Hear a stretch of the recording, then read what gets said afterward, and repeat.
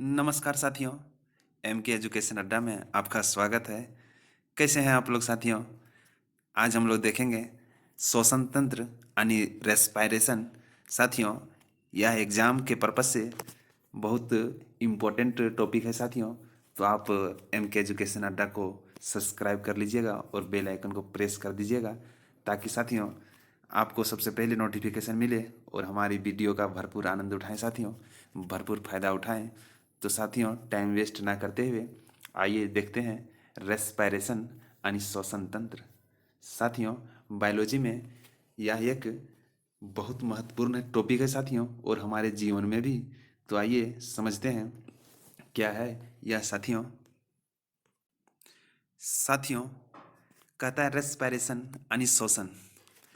कहता है साथियों, ऑक्सीजन भोज्य पदार्थों का ऑक्सीकरण ऑक्सीडेशन कर विघटन कर देता है साथियों। थोड़ा गौर से समझिएगा। कहता है, ध्यान दीजिएगा, ऑक्सीजन भोज्य पदार्थों का ऑक्सीकरण ऑक्सीडेशन ऑक्सीकरण यानी ऑक्सीडेशन कर विघटन कर यानी ऊर्जा उत्पन्न करती है साथियों। तो भोज्य पदार्थों का ऑक्सीकरण कर ऊर्जा उत्पन्न होने की प्रक्रिया क्या कहलाती है? श्वसन। साथियों, बिना शोषण का भोजन डाइजेस्ट होना असंभव है साथियों। यानी हमारा ग्लूकोज तभी बनेगा, भोजन तभी टूटेगा साथियों, जब हम ऑक्सीजन को ग्रहण करेंगे साथियों। फॉर एग्जाम्पल के पर्पज से हम लोग समझते हैं साथियों। कहता है C6H12O6, ये मेरा ग्लूकोज का फार्मूला है साथियों, जो O2 से रिएक्शन करवा रहे हैं। किसके प्रेजेंस में? O2 यानी ऑक्सीजन के प्रेजेंस में। तो मेरा क्या होता है साथियों? CO2 में टूट जाता है और प्लस H2O बाहर निकलता है, प्लस हम लोग को ऊर्जा मिलता है साथियों। गौर कीजिएगा, प्लस CO2 यानी CO2 that means carbon dioxide plus water यानी H2O प्लस ऊर्जा, यानी ऊर्जा किस रूप में मिलता है साथियों? तो ATP के रूप में मिलता है। किस रूप में मिलता है? ATP। यानी ATP का फुल फॉर्म क्या होता है साथियों? Adenosine try phosphate. Adenosine try phosphate साथियों।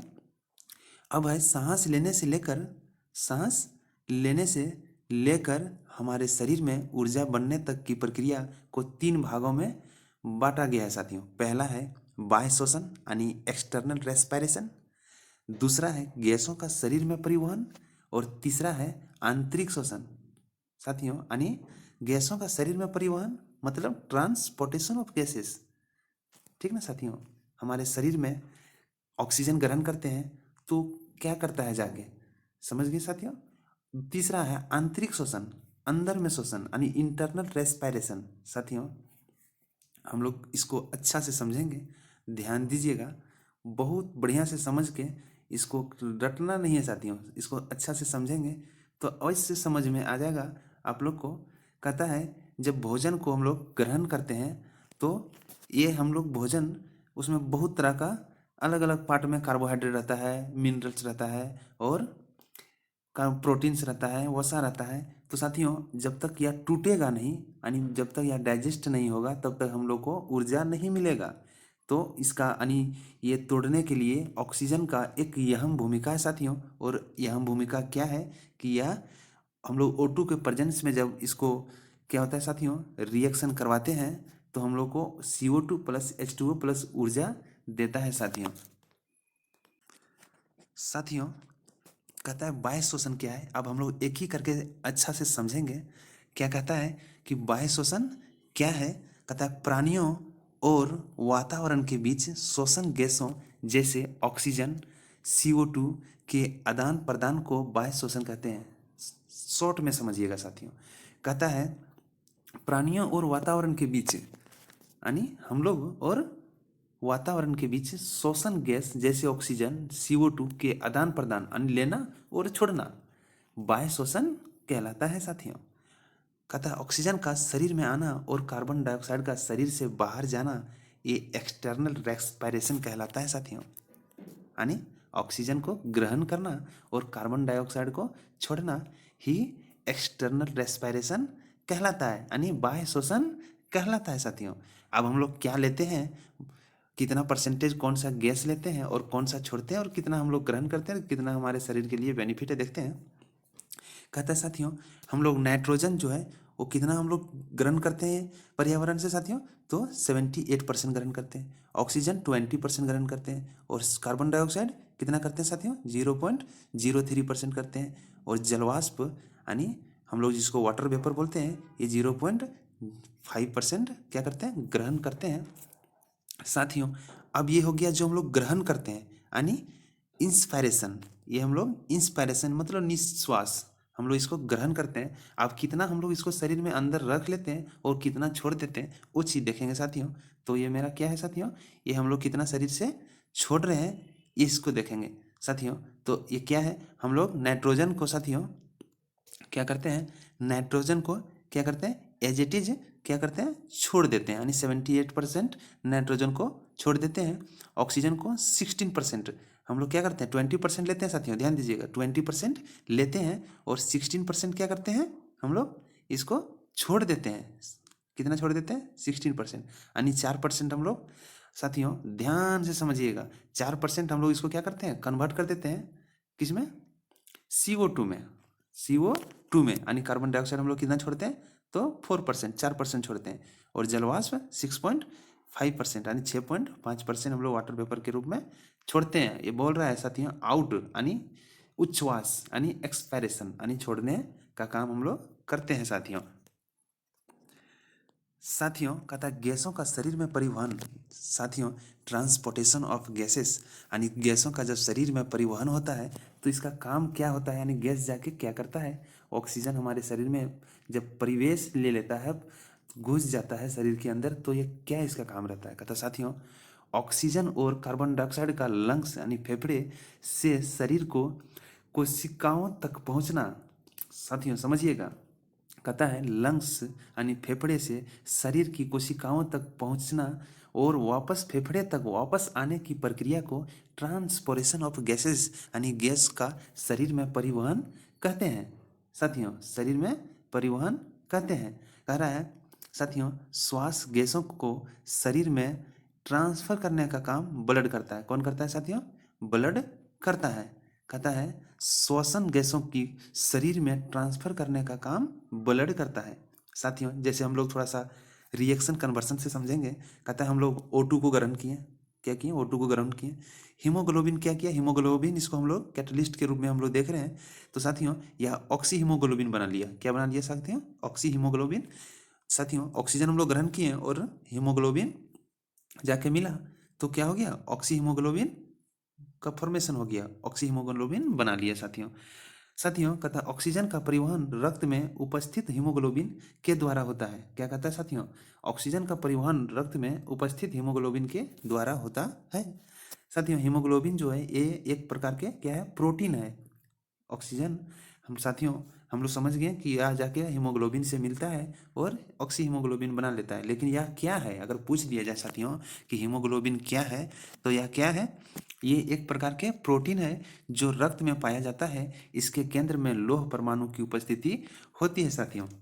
अब कहता है कि हीमोग्लोबिन अगर हम लोग ऑक्सीजन से रिएक्शन किया तो ऑक्सी हीमोग्लोबिन बन गया। लेकिन अब इसको हम लोग O2 से अगर मान लो साथियों, अगर हम लोग इसको अलग अलग फिर करते हैं यानी उल्टा, जैसे रिवर्सेबल रिएक्शन बोलते हैं जिसको, तो इसको हम लोग क्या कहते हैं, अगर ऑक्सी हीमोग्लोबिन को तोड़ देते हैं तो फिर ऑक्सीजन और हीमोग्लोबिन में क्या होगा, टूट जाएगा साथियों। समझ में आ गया साथियों, हम लोग नेक्स्ट डिस्कशन करेंगे। उसके बाद है साथियों आंतरिक शोषण, क्या है, इंटरनल रेस्पिरेशन, आंतरिक शोषण साथियों। तो समझिएगा, कहता है आंतरिक शोषण जो है साथियों, यह क्या है, आंतरिक शोषण क्या है, क्या कहता है, आंतरिक शोषण में शोषण गैसों का एक्सचेंज होता है। आंतरिक शोषण में शोषण गैसों का एक्सचेंज कोशिकाओं में होता है, यानी इंटरनल है जो साथियों, इंटरनल रेस्पिरेशन। कहता है आंतरिक शोषण में शोषण गैसों का एक्सचेंज कोशिकाओं में ही हो जाता है, इसलिए इसे कोशिकीय शोषण भी कहते हैं। कोशिका में होता है इसलिए हम लोग कोशिकीय शोषण कहते हैं साथियों जनरल। साथियों कोशिका शोषण दो प्रकार के होते हैं। कितने प्रकार के होते हैं साथियों, दो प्रकार के होता है। जो पहला है अनऑक्सी शोषण यानी एनारोबिक रेस्पिरेशन, और दूसरा है क्या है साथियों, दूसरा है ऑक्सी शोषण यानी एरोबिक रेस्पिरेशन साथियों। अब हम लोग आगे डिस्कशन करेंगे। साथियों कहता है सेल स्ट्रक्चर। आप थोड़ा सेल स्ट्रक्चर के बारे में देखेंगे कि यानी सेल स्ट्रक्चर बोले तो कोशिकीय संरचना यानी कोशिका का संरचना। साथियों सेल स्ट्रक्चर यानी कोशिकीय संरचना या कोशिका का संरचना। तो साथियों इसमें सबसे पहला जो होता है ये माइटोकॉन्ड्रिया होता है, जिसको the power house of the cell बोलते हैं साथियों। उसके बाद होता है कोशिका द्रव्य, जिसको साइटोप्लाज्म बोलते हैं। क्या होता है? साइटोप्लाज्म, जिसको कोशिका द्रव्य या कोशिका द्रव बोलते हैं साथियों। उसके बाद होता है राइबोसोम। उसके बाद होता है राइबोसोम, जिसको क्या बोला जाता है साथियों? ऊर्जा गिरा। क्या बोला जाता है? ऊर्जा गिरा। उसके बाद होता है साथियों केंद्रक। ये बीच में है जो साथियों दिख रहा है आप लोग को, इसको बोलते हैं केंद्रक यानी सेंट्रल। क्या होता है? सेंट्रल। उसके बाद होता है लाइसोसोम। लाइसोसोम को क्या बोला जाता है साथियों? The suicidal bag, the cell of the suicidal bag या सुसाइडल बैग जनरली हम लोग बोलते हैं साथियों, यानी आत्महत्या की थैली। साथियों एक चीज़ गौर करने वाली बात है साथियों, समझिएगा। कहता है नोट में है शोषण की प्रक्रिया। शोषण की प्रक्रिया हम लोग क्या करते हैं हर जीवित कोशिका द्रव यानी साइटोप्लाज्म और माइटोकॉन्ड्रिया में पूरी होती है। शोषण की प्रक्रिया हर जीवित कोशिका में, यानी जो जो साथियों जिसके अंदर जान है और माइटोकॉन्ड्रिया उसके अंदर क्या होता है जीवित कोशिका में पूर्ण होता है साथियों। मतलब क्या कर रहा है? शोषण की प्रक्रिया उसके अंदर पूर्ण होता है साथियों। हम लोग आगे डिस्कशन करें साथियों। अब हम लोग देखेंगे अगर क्वेश्चन में या थ्योरी पेपर में आ जाए साथियों, what is difference between anaerobic respiration और एरोबिक रेस्पिरेशन। यानी एनारोबिक बोले तो अनऑक्सीशोषण और ऑक्सीशोषण, या क्या होता है इसके बीच क्या अंतर होता है। तो साथियों सबसे पहले एक ही करके समझेंगे। कहता है जो शोषण ऑक्सीजन की अनुपस्थिति में होता है उसे अनऑक्सीशोषण कहते हैं। जो शोषण ऑक्सीजन की अनुपस्थिति में मतलब विदाउट प्रेजेंटेशन में, उसको हम लोग अनऑक्सीशोषण कहते हैं। कहता है अनऑक्सीशोषण कोशिका द्रव यानी साथियों समझिएगा क्या कह रहा है कि जो यानी अनऑक्सीशोषण कहता है हम लोग साथियों कि जो को अनऑक्सीशोषण कोशिका द्रव मतलब साइटोप्लाज्म में पूरी हो जाता हो। अनऑक्सीशोषण जो कोशिका द्रव मतलब साइटोप्लाज्म में पूरी हो जाता हो। इसमें ग्लूकोज का आंशिक विघटन सेल के साइटोप्लाज्म यानी केंद्रिका द्रव्य में पूरा होता है साथियों। जैसे ग्लूकोज को हम लोग लेते हैं C6H12O6, तो पायरुविक अम्ल प्लस 2 ATP ऊर्जा हम लोग को प्रोवाइड करता है साथियों। यानी पायरुविक अम्ल और 2 ATP ऊर्जा में यह टूट जाता है साथियों। उसके बाद कहता है इस पूरी प्रक्रिया को क्या बोलते हैं? ग्लाइकोलिसिस बोलते हैं साथियों। क्या बोलते हैं? ग्लाइकोलिसिस बोलते हैं साथियों। अब हम लोग समझेंगे ऑक्सीशोषण। क्या समझेंगे साथियों? ऑक्सीशोषण या क्या होता है साथियों? इसमें ऑक्सीजन की उपस्थिति में ग्लूकोज के अणु यानी मोलिक्यूल का कंप्लीट ऑक्सीडेशन होता है साथियों। ऑक्सीडेशन दैट मीन्स अवकरण, अभी हम लोग पढ़े थे साथियों।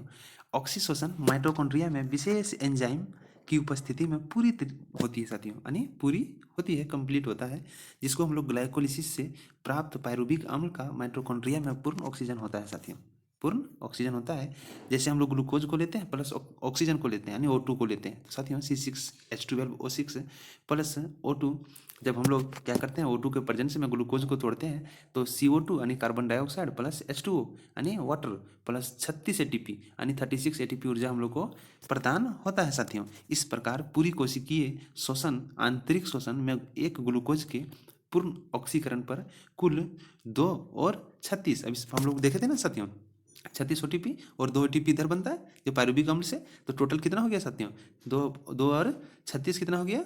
38 ATP। हम लोग ATP यानी टोटल कितना ATP? 38 ATP को हम लोग प्रोवाइड होता है शरीर में साथियों या प्रदान होता है, जिसको ऑक्सीशोषण को क्रेब्स चक्र भी बोला जाता है साथियों। साथियों उसके बाद है मनुष्य के सांस लेने की दर। साथियों क्या है? मनुष्य के सांस लेने की दर, जो हम लोग सांस लेते हैं साथियों, हम लोग सांस लेते हैं यह 1 मिनट में 12 से 15 बार सांस ले लेते हैं साथियों। 1 मिनट में कितना बार लेते हैं? 12 से 15 बार सांस खींचते हैं साथियों। क्या कहता है? मनुष्य में श्वसन प्रक्रिया का नियंत्रण मस्तिष्क के मेडुला अम्बलंगटा करता है साथियों। क्या कहता है कि हम लोग कितना श्वसन खींचना है और कितना नहीं खींचना है और कितना बार खींचना है साथियों। तो इसका जो काम है यानी कंट्रोल हम लोग का किसके पास है साथियों? कंट्रोल किसके पास है? तो मेडुला अम्लगट्टा के पास है साथियों, मेडुला अम्लगट्टा के पास है साथियों। किसके पास है? मेडुला अम्लगट्टा के पास है साथियों। ये मेडुला अम्लगट्टा क्या होता है? देखिएगा साइड में होता है, एक जो कपाल होता है साथियों हम लोग का, इसके साइड में होता है। देखिए साथियों, फिगर के माध्यम से हम दिखाए हैं, ये मेडुला अम्लगट्टा यहाँ होता है साथियों। साथियों एक टेस्ट है इसी से रिलेटेड, जो अगर आप टेस्ट देते हैं साथियों तो एग्जाम के दृष्टिकोण से अति महत्वपूर्ण है और आपका क्लियरिटी ज़्यादा होगा साथियों। तो आइए हम लोग बस 10 से 12 क्वेश्चन का एक बहुत अच्छा टेस्ट देंगे साथियों। तो आइए देखते हैं साथियों। क्वेश्चन पहला है, स्तनधारियों यानी मैमल्स में शोषण होता है साथियों। स्तनधारियों में ये शोषण किसके माध्यम से होता है, ये पूछा जा रहा है। ये MPPSC 2016 में पूछा गया साथियों। तो अभी हम डिस्कशन किए हैं, पीछे ही अभी तुरंत डिस्कशन किए थे कि इसका जो आंसर हो जाएगा ये क्या कैसे होता है साथियों। मैमल्स में ये फेफड़ों के द्वारा होता है, यानी फुफ्फुस के द्वारा होता है साथियों। क्वेश्चन नंबर 2 है, कहता है शोषण की क्रिया में वायु के कौन से घटक की मात्रा में कोई परिवर्तन नहीं होता है। साथियों अभी हम लोग तुरंत पढ़े थे कि नाइट्रोजन जो है साथियों, हमारा नाइट्रोजन जो है इसके में हम लोग जितना लेते हैं साथियों, यानी 78% हम लोग क्या करते हैं लेते हैं, और एज इट इज 78% छोड़ देते हैं साथियों। इसमें कोई परिवर्तन नहीं होता है। तो इसका सही ऑप्शन डी हो जाएगा, नाइट्रोजन। ऑप्शन नाइट्रोजन सही हो जाएगा। क्वेश्चन नंबर 3 है साथियों, हमारी छोड़ी हुई सांस की हवा में CO2 की मात्रा लगभग कितनी होती है। साथियों अभी हम लोग तुरंत पढ़े हैं कि इसका जो हमारी छोड़ी हुई सांस की हवा में CO2 की जो मात्रा है साथियों, ये हो जाएगा 4% साथियों। कितना हो जाएगा? 4%, यानी ऑप्शन ये करेक्ट हो जाएगा साथियों। साथियों क्वेश्चन नंबर 4 है, कहता है अनऑक्सीशोषण का अंतिम उत्पाद होता है। साथियों अनऑक्सीशोषण का अंतिम उत्पाद क्या होता है साथियों? तो हम लोग इसको अभी तुरंत पीछे ही पढ़े हैं साथियों। तो साथियों 4 का आंसर हो जाएगा पायरुविक अम्ल। क्या हो जाएगा? ऑप्शन डी सही हो जाएगा साथियों। कहता है 5 नंबर क्वेश्चन क्या कह रहा है, केब्स चक्र में किसका संश्लेषण होता है। साथियों ग्लूकोज और ATP का होता है साथियों। श्वसन की क्रिया संपन्न होती है साथियों। कहता है श्वसन की क्रिया किसमें संपन्न होती है। तो यह क्या होता है साथियों, यह माइटोकॉन्ड्रिया में संपन्न होती है साथियों, माइटोकॉन्ड्रिया में संपन्न होती है साथियों। साथियों क्वेश्चन नंबर 7 है, मनुष्य में ब्रीथिंग के दौरान निकलने वाली वायु में ऑक्सीजन यानी O2 की मात्रा होती है। तो अभी हम लोग तुरंत पढ़े थे साथियों, ऑप्शन बी सही हो जाएगा। 16% यानी 16% क्या होता है, ये O2 की मात्रा होता है साथियों। निकलने वाली ऑक्सीजन की मात्रा 16% होता है साथियों। क्वेश्चन नंबर 8 है, कहता है एक ग्लूकोज के पूर्ण ऑक्सीजन पर कितने ATP का निर्माण होता है। तो अभी हम लोग तुरंत पढ़े थे साथियों, पायरुविक अम्ल जब मिलता है 2 उधर से और 36 इधर से, टोटल 38 ATP बना लेता है साथियों, यानी क्वेश्चन 8 का सी सही हो जाएगा साथियों। 9 कहता है वयस्क मनुष्य 1 मिनट में कितनी बार सांस लेता है साथियों। तो अभी हम लोग तुरंत पढ़े थे ना साथियों पीछे कि वयस्क मनुष्य 1 मिनट में 12 से 15 बार सांस लेता है साथियों, 12 से 15 बार। ये 70 से 72 है साथियों, कन्फ्यूजन करने वाला चीज़ है। ये 70 से 72 बार धड़कन धड़कता है साथियों 1 मिनट में। 70 से 72 बार 1 मिनट में धड़कन धड़कता है साथियों। साथियों क्वेश्चन नंबर 10 है, कहता है हीमोग्लोबिन के बारे में सही कथन क्या है। साथियों पहला है यह रक्त में ऑक्सीजन का संचार करता है, बिल्कुल सही है। दूसरा कहता है यह लोहा युक्त यौगिक है, बिल्कुल सही है, हमारे ब्लड में आयरन है। या कुछ रोगों से प्रतिरक्षा प्रदान करता है, नहीं, बिल्कुल गलत है साथियों। तीसरा गलत है। कैसे गलत है? क्योंकि रोगों से रक्षा हमला मेरा क्या करता है साथियों, WBC करता है, यानी व्हाइट ब्लड कार्पल्स, ना कि RBC। साथियों फोर्थ है यह रक्त को लाल रंग प्रदान करता है, बिल्कुल सही है साथियों, यानी मेरा कहता है 1 और 2 और 4। तो 1 2 4 किस में है साथियों, 1 2 और 4 मेरा ऑप्शन किस में है, तो 1 2 4 मेरा ऑप्शन सी सही हो जाएगा साथियों, सी सही हो जाएगा। क्वेश्चन नंबर 11 है, मनुष्य में श्वसन प्रक्रिया का नियंत्रण मस्तिष्क के किस भाग के द्वारा किया जाता है साथियों। तो इसका सही आंसर हो जाएगा, क्या हो जाएगा, कहते हैं नियंत्रण, बोले तो कंट्रोल। कंट्रोल यानी कंट्रोलर मेरा मेडुला अम्लगट्टा है साथियों, ऑप्शन ये सही हो जाएगा साथियों। क्वेश्चन नंबर आखिरी है साथियों, मेरा चैनल को यानी MK एजुकेशन अड्डा को सब्सक्राइब कर लीजिएगा साथियों, और बेल आइकन को प्रेस कर दीजिएगा साथियों। ये लास्ट क्वेश्चन और आखिरी क्वेश्चन है, शरीर में हीमोग्लोबिन का कार्य है।